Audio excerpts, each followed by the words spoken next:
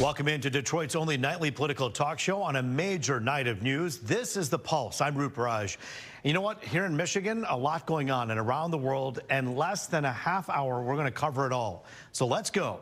We're on the ground in Los Angeles County as crews battle those horrific wildfires. Fox 2's Jessica Dupnack is taking a closer look at how crews are helping animals who were displaced. Plus, a presidential farewell. President Biden gives his final address from the Oval Office in prime time. We'll show you his parting message after a decades-long career in politics. But the biggest story in the world, the ceasefire deal reached between Israel and Hamas. It has only been billed as a pause, but it has people around the world hopeful that it could lead to an end to the 15-month-long war and decades before that of tension. Here's what we know about the deal right now. It's a three-phase deal. Phase one involves the Israeli hostages and Palestinian prisoners being freed, and some of those hostages are Americans. And I want you to stay with me with some of these numbers here. We're talking about 33 hostages that will be released, and Israel will then release 30 Palestinian prisoners for each civilian hostage and 50 prisoners for each female soldier that is released. Now, Israeli troops will pull back to the edges of Gaza, and Palestinians will be able to go back to their homes as aid flows in. That phase will last 42 days. Now, if there's a deal reached to keep the ceasefire going after that, the next, and follow me here, 42 days will be what's known as phase two. Very important. That's when a sustainable calm, as they call it, will be declared. Hamas will release remaining male hostages in exchange for more Palestinian prisoners. That number has not been negotiated just yet. And Israel will fully withdraw its troops from the Gaza Strip eventually. Phase three of the deal would involve the bodies of Israeli hostages being exchanged for the bodies of Palestinian fighters. A Gaza reconstruction plan would then be put into place, and border crossings in and out of Gaza would be reopened. President Biden spoke about the deal at the White House hours ago. More than 15 months of conflict that began with Hezbollah's brutal massacre on October the 7th. More than 15 months of terror for the hostages, their families, the Israeli people. More than 15 months of suffering by the innocent people of Gaza. Fighting in Gaza will stop, and soon the hostages will return home to their families. The elements of this deal were what I laid out in detail this past May, which was embraced by countries around the world and endorsed overwhelmingly by the UN Security Council. Now, President-elect Donald Trump also weighing in on his Truth Social platform, giving his election of the credit for the, or I should say, he's taking credit for the ceasefire deal. He says, in part, quote, "This epic ceasefire agreement could have only happened as a result of our historic victory in November, as it signaled to the entire world that my administration would seek peace and negotiate deals to ensure the safety of all Americans and our allies. I am thrilled," he goes on to say, "American and Israeli hostages will be returning home to be reunited with their families and loved ones." And again, the next president of the United States in less than a week. Reaction now pouring into the deal, including right here in Metro Detroit. We went out to get your reaction to the news. Here's what some of you told us. Is a step towards the right direction, but what the bigger picture lies is Palestinian statehood, whether or not Palestinians have the right to even exist anymore, and whether or not there will be calls for the United States to be complicit in the Roman statute law of the ICC and the ICJ to arrest certain people like Netanyahu and the defense minister of Israel. Do you think that the ceasefire, or guys, how confident are you that the ceasefire that was declared will help end the war out in Israel? How confident am I? Yeah. I'm not confident at all. I don't think it's going to end the war at all. Same thing, not at all. We're also asking you the question on fox2detroit.com. Will the ceasefire between Israel and Hamas lead to a permanent end to the war? If you want to vote, scan the QR code on the right of your screen. So far, most of those who took part in this is not a scientific poll. Most who took part say no. Certainly a complicated story, one with a lot of layers to it, and we're unpacking it with both sides tonight, starting with Osama Siblani. He's the publisher of the Arab American News, and he's joining us in Studio C tonight, and it's always good to see you. Osama Siblani, we have met under so many circumstances that have been anything but pleasant, and here we are, perhaps on a day where most people can at least breathe a sigh of relief. Is that what you're doing here tonight? I am. In fact, I am, I'm relieved, and my community is relieved, because We have seen 15 months of killing, destruction, tears, and kids blown apart, and buildings falling apart, and, you know, on people inside. My family have lost 18 people in Lebanon in this war. The destruction has been unbelievable, and I think the biggest story is going to come out after we journalists visit Gaza and start reporting. What I'd like to see right now, Rup, is an immediate and full access to humanitarian aid to the Palestinians. They're really in a very, very bad shape.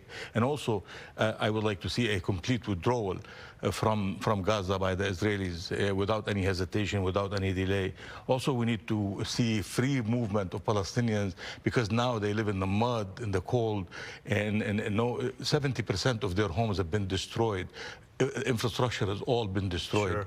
And also we need to celebrate the ceasefire, but also we have to be very careful that we have to move forward past the ceasefire in order to address the core issue, which is the Palestinian state. We have to have an independent Palestinian state, and we have to have Palestinians' self-determination. And that didn't start the conflict, as we all know, on October 7th.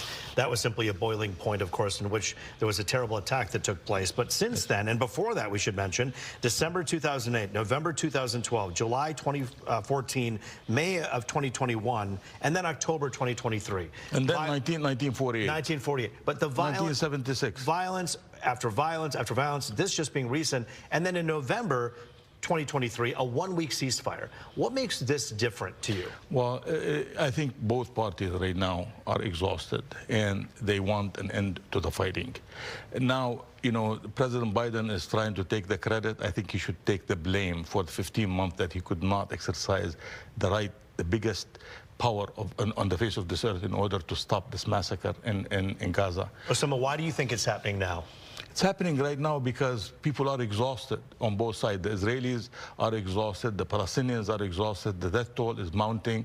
Every day you get up in the morning, 50, 175 have been killed, mostly children and women. So people wanted an end. They want an end, but they need leadership. They need leadership in order to intervene and say enough is enough. And I think Trump should take partially, credit for this. But I can tell you right now, I cannot give President Biden any credit for this at all. We can tell you and report right now that from Qatar, where in Doha, where all of these negotiations are taking place, we know that there are U.S., Egyptian, Qatari folks who are working together with Israel and Hamas. And we also know that there are envoys from the Biden administration, and in a very unique and interesting move, there are envoys from the Trump-elect team that are there. Correct. Putting pressure. Would you give credit then to that envoy from the Trump team and the Biden team as well? I think that we should give credit to the people who negotiated this particular deal. All of them. All of them. But I think that I'm not here to give credit for Biden. Biden had 15 months in order to stop this genocide, and he should have stopped it. But he did not. He should not take any credit. That's in my opinion. Now, history is going to determine who has the credit in here. But at least now we have a ceasefire. So we have to first celebrate the end of killing, the end of destruction, and then we have to pause a little bit and see how we can resolve this once and for all. But beyond the exhaustion that you say contributes to the ceasefire, the fact that people are saying, I'm tired, I want this to end for both of us, what does make this markedly different from the November 2023? We have a change. We have a change in hands in Washington, D.C. We have a president that is saying he doesn't want any more wars, and he's very serious about it. Now, what is he going to do is yet to be seen. But at least we have seen right now 15 months of the Biden administration killing, destruction, blood, and the war has expanded to Lebanon, to Syria, to Yemen, to Iraq, to other places. Now we have to see what the Trump administration is going to do. I believe the Trump administration is going to stop these wars. I don't know what they're going to do next, but I am saying that ceasefire is not enough. Ceasefire is a beginning. We have to address the core issue, which is the Palestinian, that they should have their independent states side by side by the Israelis, live in peace. Do you think that anything will happen to Benjamin Netanyahu because of the actions? I think he should go to war. I think there should be an investigation of war crimes and see who committed the war crimes, because now we do not know. but at least we should have an investigation, an international investigation of war crime, and see what has really happened in Gaza. We don't know the story. The story is going to be told after the ceasefire is over, when you journalists start visiting Gaza and telling the story, because the story has not been told. But the story of October 7th and what happened on that day was told, and because there was no resolution at the time, so many people said, yes, but look at all of the 46,000 plus people and the Palestinians who've been killed as well. But that October 7th date and what occurred on that day with the 1,200 who were killed was abhorrent and terrible. Do you think that that will come to light too, and people can finally agree that both of these things are awful?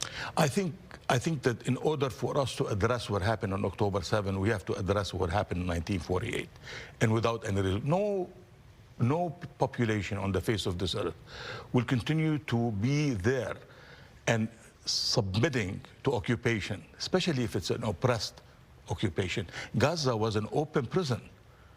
Open prison. 2.3 million Palestinians were living in an open prison. How long do you think they're going to suffer and remain silent? But do you believe there will be a condemnation? I'm not making any excuses for October 7. I'm just saying that October 7 has its reasons. We have to address the core cause. The core cause is occupation. Yeah. Occupation has to be addressed. Unless we address occupation and be very blunt about how we resolve this and give Palestinian a state to live in independently, we are going to see this occurring over and over again. There are deep stakes in the ground that go way past, as you point out, October 7th in the past because of occupation, other issues. And what we have seen on both sides has been awful in terms of the human suffering. And we're just glad that we can report tonight that we have a glimmer of hope, and a big one at that. And so we thank you, I hope so, Osama Sablani, for joining us, as always, here on The Pulse. We're keeping this conversation going after the break. Rabbi Asher Lopatin joins us via Skype to talk about his thoughts on this ceasefire. That's next.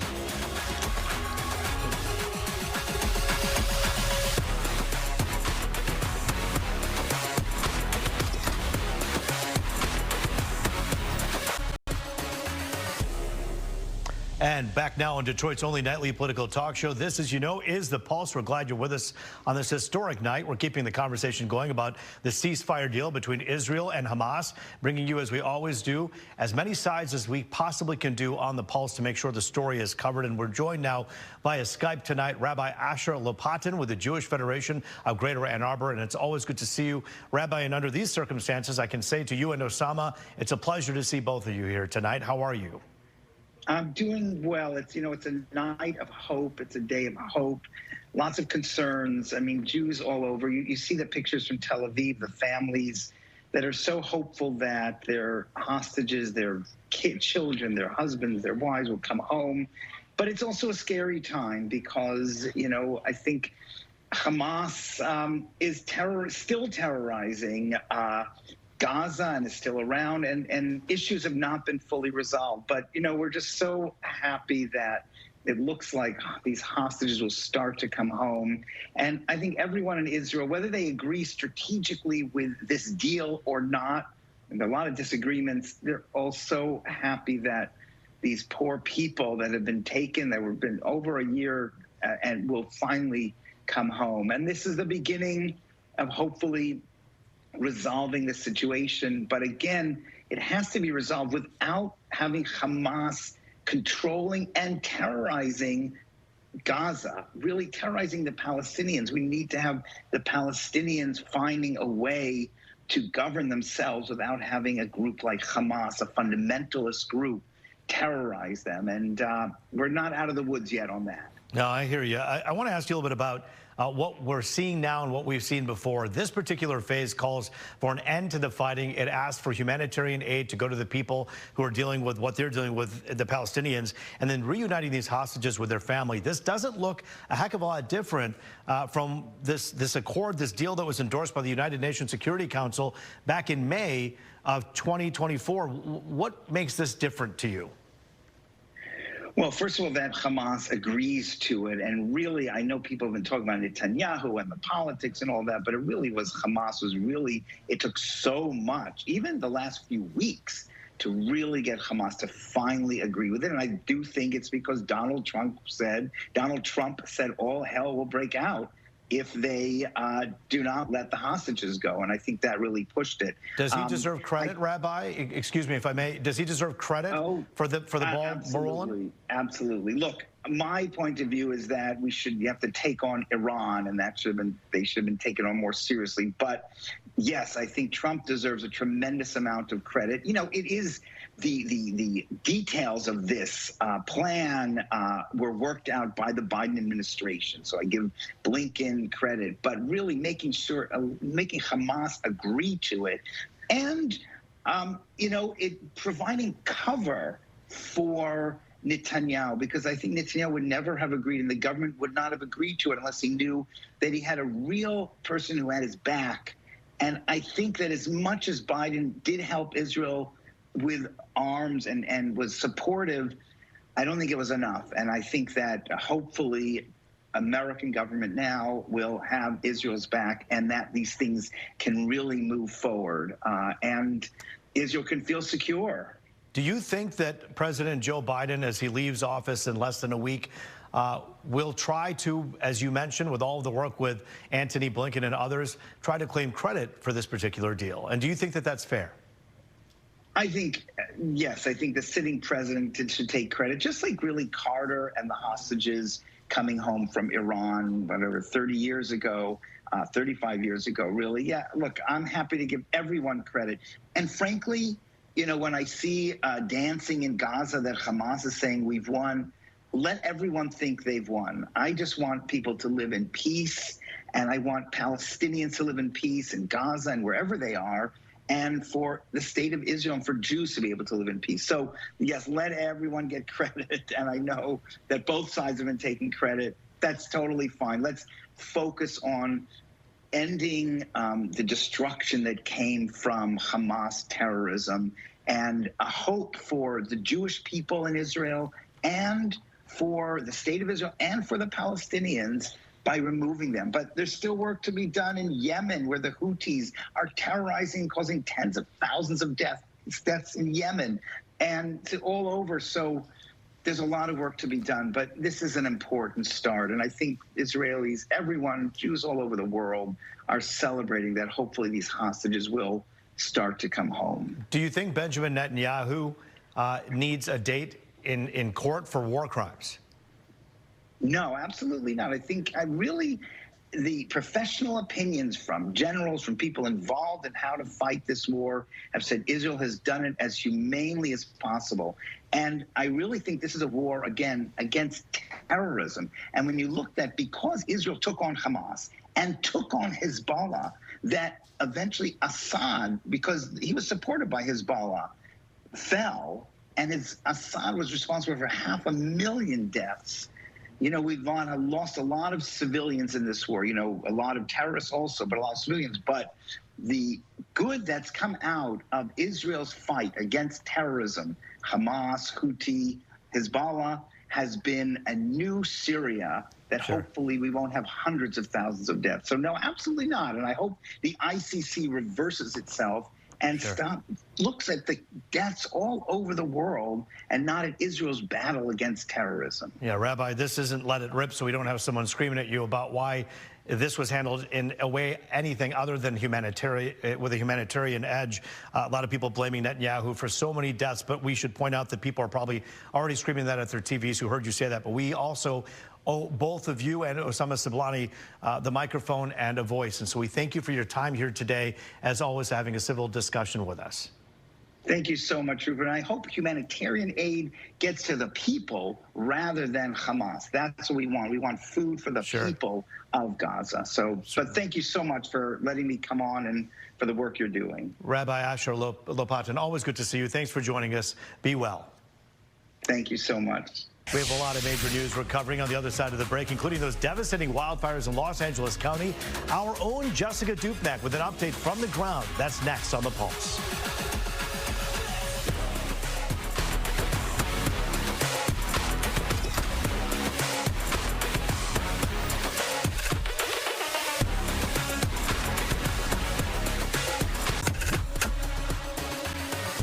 Back now on The Pulse, getting you caught up on some of the other big stories happening today. And as always, a lot has happened. As crews make huge gains against those two massive wildfires in Los Angeles County, it comes with a catch. You see, they're also dealing with massive winds and smaller fires set by arsonists over the last few days.